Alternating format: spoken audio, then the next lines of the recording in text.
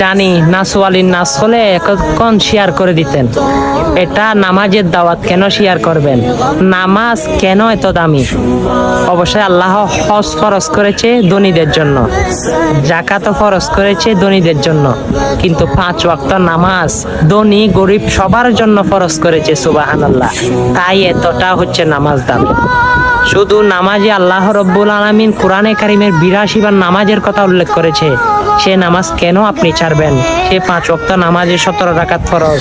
আল্লাহ রব্বুল আলামিন আপনাকে কি নিয়ামত দিবে আপনি হাসরের ময়দানে শুধু জান্নাত দেখে সেটা উপলব্ধি করতে পারবেন। হ্যাঁ, সে নামাজের দাওয়াত আমি দিচ্ছি।